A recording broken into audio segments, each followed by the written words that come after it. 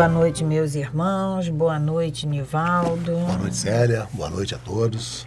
Mais uma semana junto com vocês, estudando esse livro, esse primeiro livro da codificação, o Livro dos Espíritos. E já estamos chegando Chegamos no ao Natal. final. E estamos chegando ao no Natal. E estamos chegando ao final do nosso livro. E ao final também. do livro também. São 1019 questões. 1019. Nós estamos na 935, está perto. Pouquíssimas. Já estava vendo aqui a data, né, Célia? Nós começamos a gravação desse estudo no mês de março, né? Maio Foi de março? 2020. Eu tenho aqui anotado a primeira gravação, maio, Maio, 21 de maio, 21 de maio de 2020. Então já vencemos a barreira aí dos 4 anos, né? Estamos indo para o 5º ano de um estudo assim detalhado, né, Célia? Minucioso. Seria muita pretensão Dentro das nossas possibilidades, a gente detalha ao máximo, né? Porque todas as questões aqui a gente debate. Cada questão é debatida, dentro das nossas possibilidades, para que esse entendimento, a compreensão, ela fique salva em nós. Porque, Célia, o mais importante de tudo, já falamos isso, a gente sempre vai repetindo, porque a gente aprende por repetição. Então é muito importante a gente sempre repetir, para a gente ir cada vez mais sedimentando esse conhecimento. O importante desse estudo, nós já falamos, né, que ao chegar ao final da 1019, volta-se ao início, e nós já fizemos esse estudo várias vezes, algumas vezes, né? De terminar e voltar para a primeira questão, estamos fazendo agora junto com vocês. A ideia não é que a gente decore. A questão 237 diz isso, a resposta é essa. Não. Não é esse. O objetivo não é esse. É que a gente possa incorporar esse conjunto de normas, de ensinamentos na nossa mente, na nossa consciência. E que isso faça com que a gente passe a agir diferente. Tenhamos atitudes diferentes. Porque, Nivaldo, é uma coisa que eu me debato sempre, mas é sempre. Porque a gente escuta falar assim, aula do Livro dos Espíritos. Não é aula. Não tem professor aqui encarnado que seja professor da doutrina espírita. Não Nem tem. Livro dos Espíritos nenhuma. Não há então, isso né? aqui é um estudo do Livro dos Espíritos. Estudo esse que eu e você precisamos. E aí, nós estudamos aqui juntos e o MAP nos proporciona a possibilidade de levar até vocês esse estudo. Mas aqui, o estudo, eu preciso dele, Nivaldo precisa dele. Com certeza. Somos os mais necessitados. Os mais necessitados. E a gente já falou também, né? Quando aqui estudamos, nós somos os mais necessitados. O que ouvimos primeiro, porque a minha boca está mais próxima do meu ouvido. E assim como nós temos os nossos estudos presenciais aqui na casa, na nossa casa, no MAP, esse estudo não difere em nada dos outros. Encarnados, temos eu e Nivaldo aqui. Desencarnados, tem uma série de irmãos ouvindo, participando desse estudo. E encarnados tem vocês aí. Do outro lado. Então, Célia, quando a gente começa a incorporar, né, discutir, falar e aprender, e relembrar, muitas das vezes, a gente vai percebendo que a gente vai mudando a forma com que a gente entendia, via e agia. As coisas, encara os momentos. A gente, por exemplo, está numa parte agora do livro, né, Célia, que é perda das pessoas amadas. Como isso é importante. Perda, todos nós perdemos. Célia, eu lembro que quando eu estudei isso aqui pela primeira vez, e fui participar, assim, de um sepultamento, o meu comportamento, o meu entendimento, a minha compreensão foi totalmente diferente. Porque a gente aprende aqui coisas que a gente vai usar no nosso dia a dia. Aquele desespero, aquela aflição, aquele comportamento que a gente tinha, aquele entendimento que nós tínhamos sobre a morte, muda com a doutrina espírita. Então, esse que é o nosso objetivo aqui, é a gente nos transformar através desses entendimentos. E esses ensinamentos que Kardec nos deixou, que a espiritualidade nos trouxe, é de extremo valor, para que a gente possa mudar essa nossa visão das coisas. Comportamentos que nós tínhamos antes, a gente compreende que não faz mais, não tem mais necessidade de ser daquela maneira. Então, por esses motivos todos, por todo esse tempo que nós estamos aqui, juntos, eu e Nivaldo, e vocês, com a participação, com a presença de vocês, estudando o Livro dos Espíritos, é por isso que a gente fala todo o início de programa, da nossa satisfação, da nossa gratidão de estarmos aqui. Isso não é da boca para fora. Isso vem lá de dentro, vem do nosso íntimo, vem do nosso coração. A satisfação é imensa. O agradecimento por ter vocês aí participando conosco é muito gratificante. Então, vamos fazer a nossa prece para depois iniciarmos o nosso estudo. Agradecendo, Pai, agradecendo sempre a Ti por estarmos aqui. Agradecendo ao nosso Mestre Jesus por todo o carinho, por todas as oportunidades que nos são concedidas.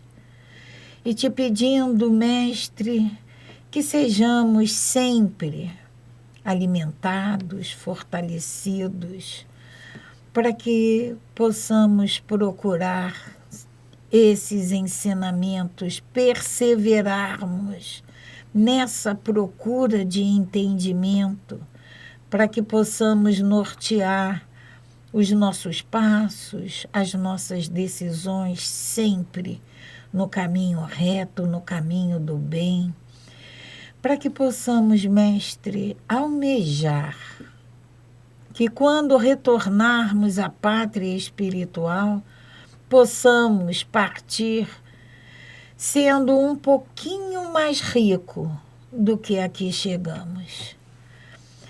Te pedimos e te agradecemos por todo esse carinho que tu nos concede.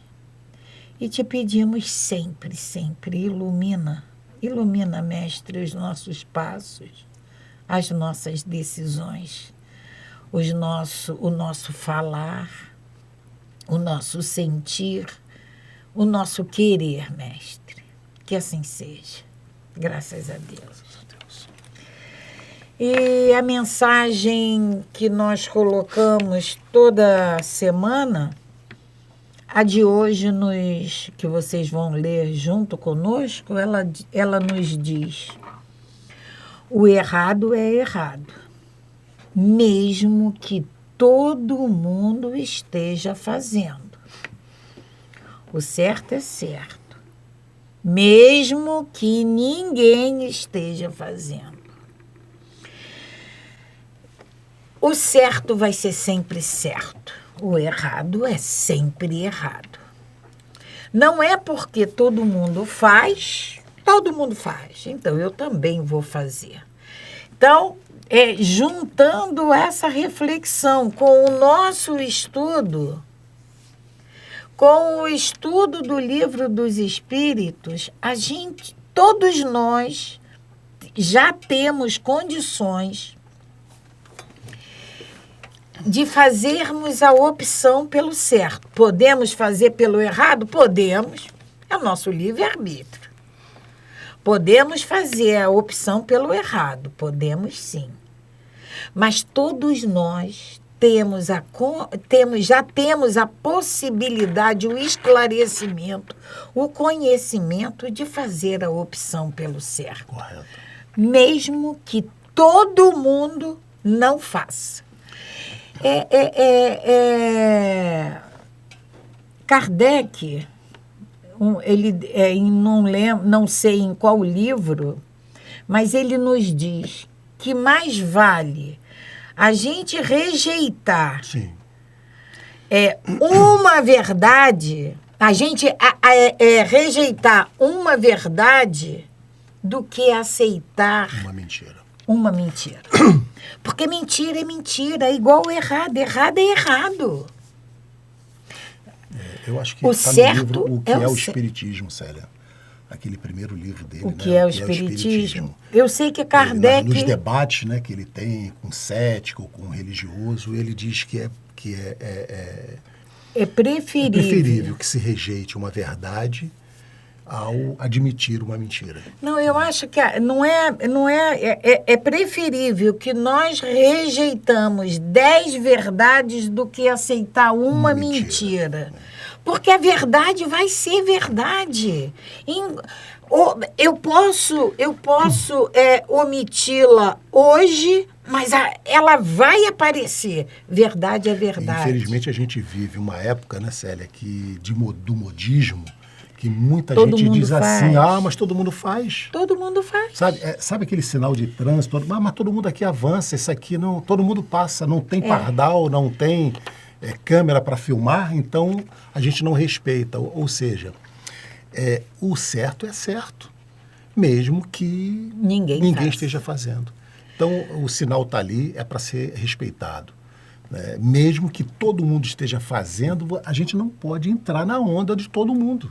E se eu sei que é errado e eu faço porque todo mundo faz, a minha responsabilidade é maior.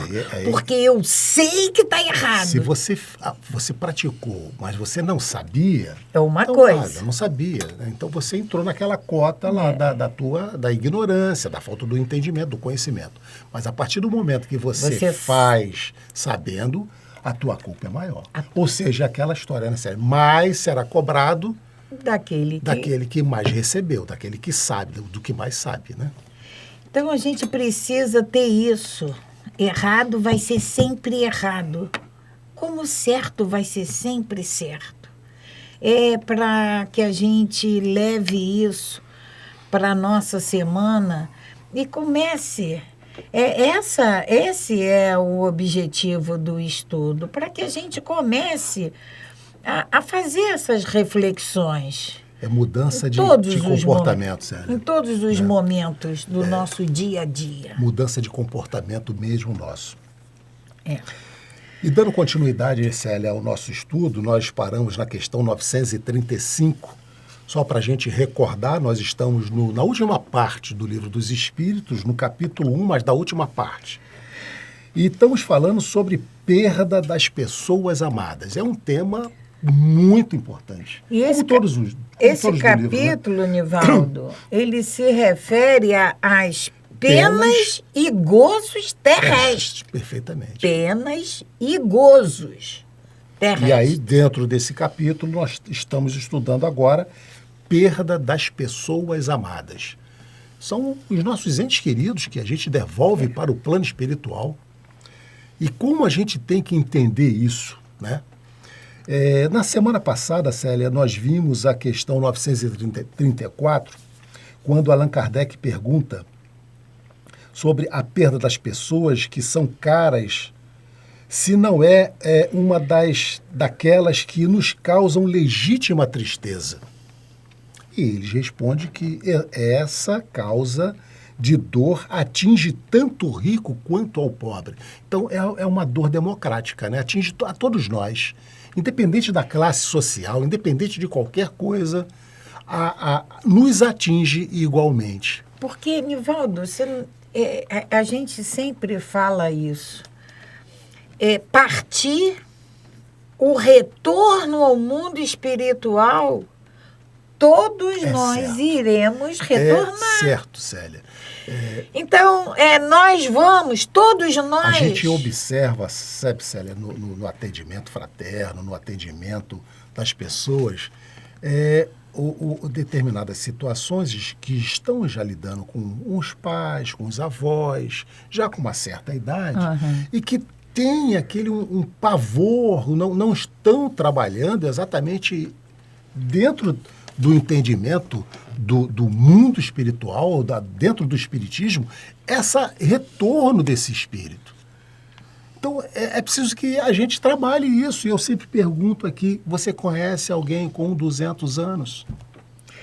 Você conhece alguém com 150 anos? Então, isso nos diz, Célia, que todos nós vamos ter que retornar à pátria espiritual. Mais cedo, então, a gente mais precisa tarde. trabalhar isso. Ou seja, vai nos causar tristeza? Claro que vai, mas a gente precisa trabalhar isso. Nós não podemos encarar isso como uma situação irrecuperável para nós.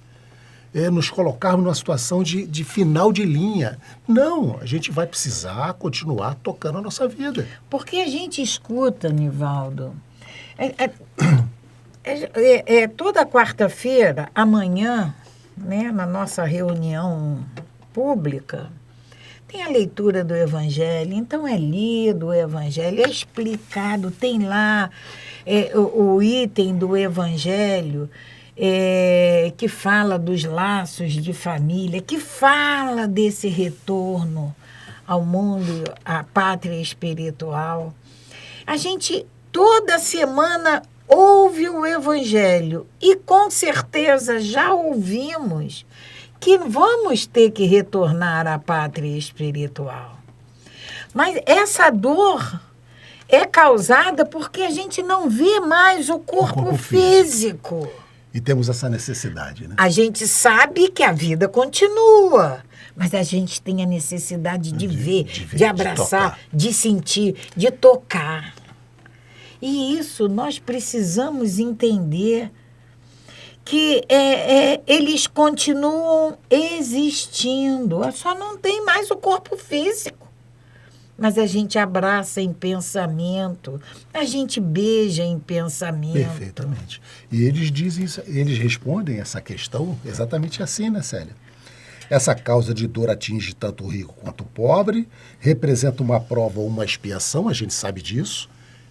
Nós estamos exatamente no planeta de prova e expiação, e é a lei comum, mas é um consolo poder comunicar-vos com os vossos amigos. Como que a gente vai nos comunicarmos com ele? Através do pensamento, como a Célia acabou de dizer, né? Através dos nossos desdobramentos em sonhos. Quantas vezes nós sonhamos com nossos entes queridos? Nós tivemos encontros reais com eles, né? E a gente acorda na manhã seguinte, caramba, sonhei, você esteve com ele. E tantas outras vezes você vai estar com ele e não vai lembrar. Mas aí a gente quer, sim, tomar café junto, bater papo. A gente quer isso. Aí já não dá mais. E uma terceira possibilidade, Célia, é através das comunicações mediúnicas. Né? Que a gente sabe que não é. Muita gente, mas eu quero uma psicografia do meu ente querido que partiu, da minha pai, da minha mãe, do meu filho, né? A gente sabe que, como o Chico dizia, o telefone toca de lá para cá. Não é a nossa vontade que vai fazer com que eles se comuniquem. É preciso saber se eles têm já a possibilidade de escrever, se eles estão reequilibrados a esse ponto, se eles veem necessidade nisso. Porque se eles perceberem que não há necessidade nenhuma, eles não vão trazer nenhuma comunicação. Mas, Nivaldo, só pelo simples motivo que eu quero, eu gostaria de ter uma comunicação do meu pai. A gente precisa entender e começar... Porque a gente estuda, a gente fala e na hora de praticar, a gente pratica outra coisa. Porque se isso for importante, se isso for nos trazer momentos úteis, atitudes úteis, se isso for nos favorecer, é claro que o nosso Pai permitiria. A espiritualidade vai preparar para que você receba essa psicografia, se não para que você tenha essa comunicação. Porque não é o momento. E a gente precisa se resignar disso. Então nós vamos para a questão 935, Célia, Kardec pergunta assim, ó, o que pensar da opinião das pessoas que consideram as comunicações de além-túmulo como uma profanação, como um desrespeito? Muita gente acha isso, né? Não no nosso meio espírita, mas muitas outras pessoas fora do movimento espírita acham uma profanação, né? Então Kardec pergunta o que pensar sobre isso? E eles vão nos responder. Nelas não pode haver profanação, ou seja, a comunicação não é uma profanação. Quando há recolhimento, quando a evocação é feita com respeito e convenientemente. Vamos prestar atenção nessa, quando a evocação seja praticada respeitosamente Célia, e convenientemente. No livro dos médiuns, Allan Kardec nos traz um capítulo que ele fala sobre evocação. E que ele nos fala que é permitido que você possa evocar um espírito, uma alma, né, que já esteja no mundo espiritual, obedecendo exatamente esse respeito. Você pode evocar. Se ela vai te responder ou não, é outra coisa. Você pode fazer essa evocação respeitosamente. Mas, Nivaldo, a gente vai ter que... essa evocação, o próprio Allan Kardec, Célia, fez algumas evocações que ele nos trouxe lá no livro Céu e Inferno. Não é? No Céu e Inferno, ele fez várias evocações, espíritos sofredores, espíritos felizes, espíritos comprometidos, e eles vieram atendendo a essa a seriedade da reunião que foi feita, da evocação, mas eles trouxeram. É exatamente nesse lado que eu vou chegar, Nivaldo. Porque ali, na evocação de Kardec, tinha uma finalidade útil. Exatamente. Que era nos deixar ensinamentos. Porque está lá no Cristo Consolador, Jesus diz que, no Cristo Consolador, o Espírito de Verdade diz que nós não precisamos mais dos profetas. Temos aí os mortos que estão a nos esclarecendo. E aí, Kardec, lá no livro No Céu e Inferno, ele faz essa evocação com essa finalidade útil. Porque essa resposta a essas evocações nós vamos sempre obter. Ainda falando sobre o livro, né, O Céu e Inferno, você lembra exatamente da primeira evocação que ele faz com um dos membros, que é o Sanson, um dos membros do clube, né, da Sociedade Espírita de Paris. Ele, ao desencarnar, ele pede que ele seja evocado minutos depois de sua morte. E minutos após a morte, a constatação, eles se reúnem e ele é evocado e ele vem à mesa dar as suas esclarecimentos sobre o fenômeno da morte. Isso foi e ele diz que isso foi permitido para que eles tivessem matéria para publicar para nós. Tinha uma finalidade. A finalidade é Tinha uma útil. finalidade. Agora, se nós banalizarmos essa evocação, vamos ter respostas, sim. Mas de quem? Então, Célia, só repetindo, a questão 935 é muito importante. O que pensar da opinião das pessoas que consideram as comunicações de além-túmulo como uma profanação, como um desrespeito? Eles nos respondem: nelas não pode haver profanação, quando há recolhimento e quando a evocação é feita com respeito e convenientemente. O que prova é que os espíritos que vos querem bem, vêm com prazer. Os espíritos que vos querem bem, vêm com prazer. Ficam felizes pela vossa lembrança e por se comunicarem conosco. Haveria profanação em fazê-lo levianamente. Olha a resposta que os espíritos nos dão. Então, eu posso evocar o meu ente querido? Posso. De uma forma respeitosa, de uma forma conveniente? Posso. Ele vai ficar feliz? Eles nos dizem que sim. E se ele tiver a oportunidade, ele vai nos trazer alguma resposta. Ele vai nos trazer alguma comunicação. Se houver possibilidade, se houver alguma finalidade. Né? Se nós estivermos fazendo essa evocação com seriedade. Kardec coloca para nós aqui, Célia, uma nota. E ele diz assim, ó: a possibilidade de entrar em comunicação com os espíritos é uma consolação muito doce. Muito doce. Visto que nos proporciona o meio de conversarmos com nossos parentes e nossos amigos que deixaram a Terra antes de nós. Pela evocação, nós os aproximamos de nós. Pela evocação, nós os aproximamos de nós. Eles, então, ao nosso lado, nos ouvem e nos respondem. Quando nós evocamos, Célia, a gente nos aproximamos dele. Não há mais, por assim dizer, separação entre ele e nós.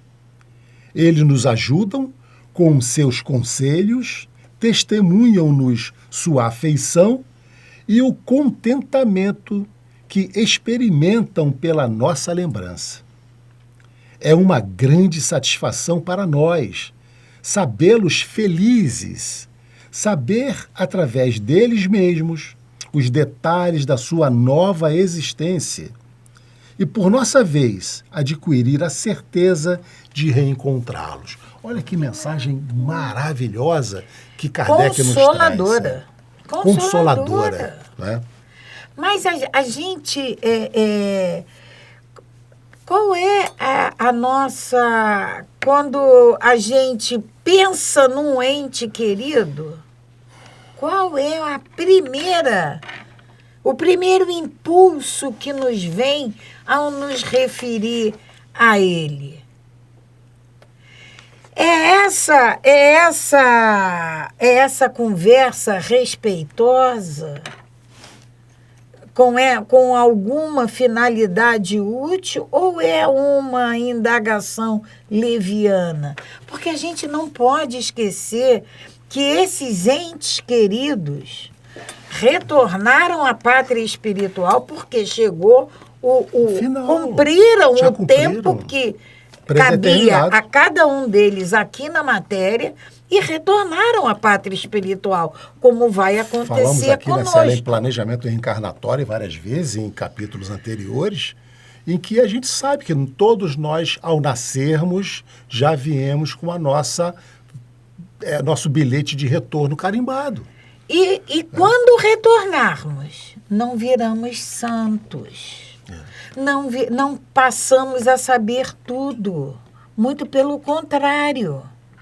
Somos exatamente o que somos aqui. Com certeza. Eu sou leviana aqui, você é leviana no mundo espiritual. Eu sou gananciosa aqui, você é gananciosa. Vai continuar. Sou fraterna, continuarei ser fraterna. Então, a gente, quando invoca, A gente precisa entender que eles estão na mesma condição que nós conhecemos aqui. E só repetindo aqui, né, Célia? Pela evocação, nós os aproximamos deles. Nós nos aproximamos deles, né? Eles, então, ao nosso lado, nos ouvem e nos respondem. Então, evoquem. Mas respeitosamente, conversem. Há uma mensagem, né, de Santo Agostinho que ele fala exatamente assim, né, Célia? Que a gente possa estabelecer uma conversa com aqueles entes queridos que já partiram, uma conversa normal, como se você estivesse frente a frente com ele.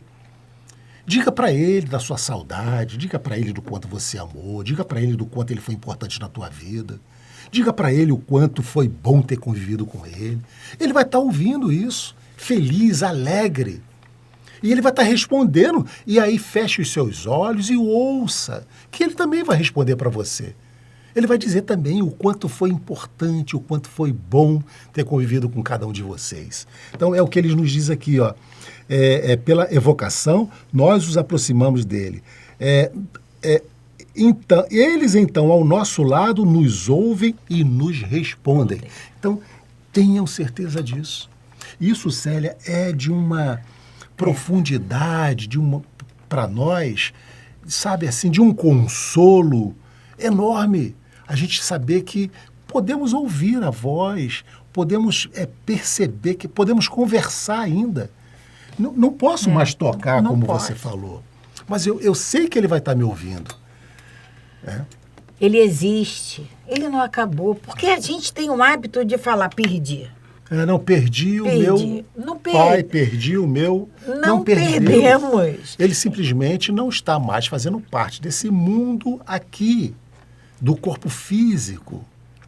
Mas o espírito, a essência, continua exatamente a mesma. Se nós tivéssemos que vê-lo, seria aquela imagem, que é a imagem repetida pelo perispírito. E esse amor que une esses dois seres, eles continuam em qualquer plano, em qualquer mundo, em qualquer casa do nosso Pai. São essas uniões, né, por afetividade, né? Por afinidade.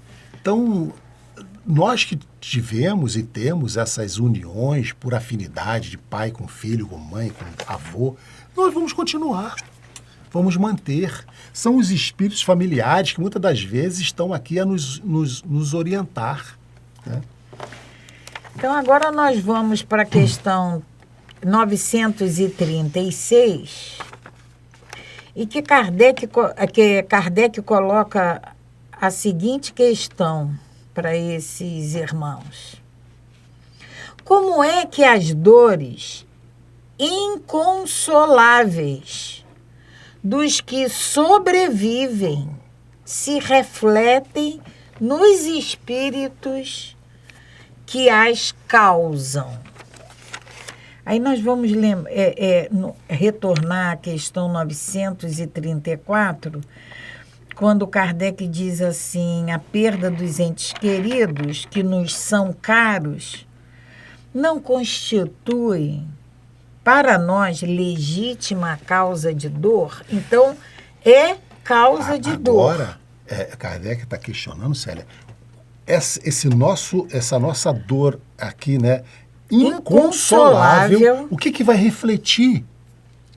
Como vai refletir no meu ente querido que já partiu? Ele partiu. E a gente fala muito disso, né? Ele partiu e eu fiquei aqui. Inconsolável. E essa dor da partida dele, essa dor que ele me causa com essa partida, é uma dor inconsolável. Será que reflete, né? Como é que ele se sente lá? É o que Kardec está perguntando. Como é que as dores inconsoláveis dos que sobrevivem se refletem nos espíritos que as causaram? Entendemos? tá? Qualquer coisa, coloque aí que vamos explicar, fazer esse entendimento acontecer. Nosso ente querido, nosso amor, partiu. E eu fiquei aqui com uma dor inconsolável. Como é que essa minha dor reflete nele que partiu? Aí a espiritualidade nos diz, o espírito é sensível à lembrança e às saudades dos que lhe são caros, dos que lhes eram caros na terra. Mas uma dor incessante, desarrazoada, o toca penosamente. No meu livro, Célia, só para ressaltar, diz que é uma dor destemperada. Porque a gente fica, nós conhecemos. Nós conhecemos. Saímos da razão, ficamos destemperados. Então essa dor o toca penosamente. Ele sente isso penosamente. Porque nessa dor excessiva, o espírito que partiu, vê falta de fé no futuro e de confiança em Deus. E, por conseguinte, um obstáculo ao adiantamento dos que o choram e talvez a sua reunião com eles. O reencontro. Até o reencontro vai ser prejudicado. Até o reencontro será prejudicado. Isso sem contar os inúmeros casos que a gente ouve, que chega ao nosso conhecimento. Nós temos isso no nosso meio de convivência, no nosso meio social. São depressões, são entregas ao nada, porque esse ente partiu. Ou o marido, ou um filho, ou um grande afeto, seja lá o que for. Isso nos causa... Isso, Célia, muitas das vezes até a gente encontra no nosso meio espírita. Espíritas que são espíritas, mas que ficam inconsoláveis. E aí, aqui nós temos os outros irmãos que nos cercam de carinho, de atenção, né, de cuidado, e estão ali preocupados, procurando suprir essa necessidade. Mas vamos pensar no nosso irmão que partiu. Isso aí. E ele, no mundo aonde ele está começando a se inteirar, porque nós já estivemos lá várias vezes. Mas isso não quer dizer que chegamos, opa, estou de volta. Porque não é assim. Temos o esquecimento, Célia. Nós vamos ter uma fator esquecimento, uma readaptação. O que você falou é muito importante, porque normalmente quando nós perdemos esse ente querido, nós ficamos aqui. Nós ficamos com tudo aqui. Ele parte. Ele vai para um local novo para ele. Totalmente desconhecido. Mas ele vai ser amparado pelos parentes, pelos amigos que foram... Sim, mas nós ficamos aqui, ele partiu. Então, só para a gente poder raciocinar, Célia, que eles estão precisando de muito mais apoio do que nós. Porque nós ainda ficamos aqui com os nossos. Ele foi para um local totalmente diferente. Ele vai sentir essa nossa tristeza, essa nossa dor inconsolável, essa nossa entrega ao nada. E ele precisa se sentir fortificado. Como? Aí nós vamos retornar ao que Nivaldo falou. Através dos nossos pensamentos alegres que tivemos. É difícil, a gente sente dor? Sente dor. Sente saudade? Sente saudade. Mas a vida continua, tanto aqui quanto lá. E a gente, dependendo da nossa forma de agir, Célia, nós vamos, como eles nos dizem aqui, possibilitar esse reencontro com mais facilidade. Porque se nós ficarmos, né, destemperados a um ponto tal que a gente pode até fazer com que esse encontro, que a gente crie um obstáculo a esse reencontro no momento em que a gente também já esteja em retorno ao plano espiritual. E uma outra situação, você está falando porque nisso? A gente provoca um desequilíbrio no espírito que já partiu. Há algumas, na literatura espírita, né, Célio, você também deve lembrar de algumas situações, há uma passagem em que uma mãe se via, uma mãe que havia perdido um filho, e a dor de perder um filho deve ser dilacerante, né? E essa mãe, ela estava completamente, assim, desconsolada. Ela não aceitava de forma alguma e aquilo vinha se mantendo por muito tempo. A espiritualidade, um dia, em sonho, em desdobramento, ela foi retirada o seu espírito foi levado até uma região em que crianças brincavam. E ela, então, pôde observar que várias crianças brincavam, mas quando ela olha, encostada numa árvore, estava o filhinho dela. E ela vai até aquela criança e ela reconhece que era o filho e ela começa a conversar. E por que ele não estava brincando ali? Né? E ele diz que ele não tinha condições, que ele estava tão triste com o sofrimento que ela passava na terra, que ele não tinha como estar brincando. Ele estava amarrado, preso, ele estava ali contido com a tristeza, recebendo toda aquela energia negativa, a energia de tristeza que a mãe emanava da terra para ele. Então, ela percebe aquilo e quando ela retorna, na manhã seguinte, ela lembra do sonho e ela muda de atitude. Ela, então, a partir daquele momento, ela começa a agradecer a Deus, ela começa a orar, fazer preces para que ele fique bem e que ela também ia ficar bem. Ela, então, muda a posição dela, ela passa a ser uma pessoa mais alegre, mais feliz e vibrar positivamente pelo filho. E é exatamente isso, Célio. Nós refletimos neles exatamente o que os nossos sentimentos.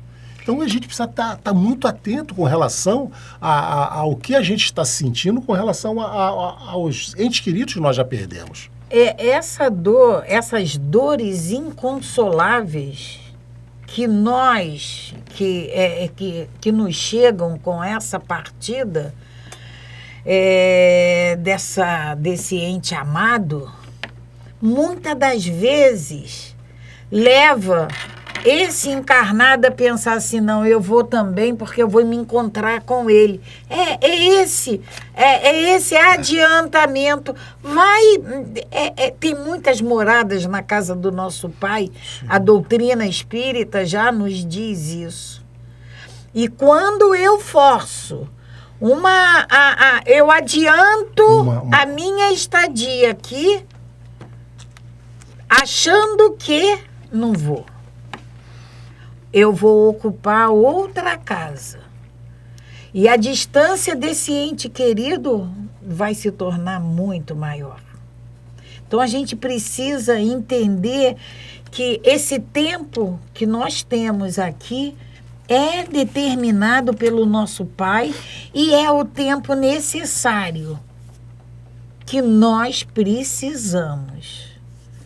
Por concessão dele, poderá ser ou não nos dado uma moratória. Perfeito. Ficamos um pouquinho mais, um pouquinho menos, mas é ele. A gente precisa entender isso. E os que partem partem porque estão no momento de partir. Chegou o seu momento. Esse tema é um tema muito profundo e que a gente precisa realmente trabalhar bastante. E chegamos ao final, infelizmente, do nosso horário nessa noite de segunda-feira de hoje. Retornaremos na próxima semana, porque tem a nota de Kardec ainda dessa questão. Bem esclarecedora. Bem esclarecedora, que vai fechar exatamente esse tema, perda das pessoas amadas, né? Então, queremos agradecer a todos vocês que estiveram conosco e aqueles todos que venham a nos prestigiar o estudo, depois nas nossas plataformas. E divulguem o nosso estudo, divulguem para que a gente possa fazer com que mais pessoas possam entrar e começarem a entender um pouco mais sobre essa doutrina, que é um ensinamento de vida, doutrina espírita.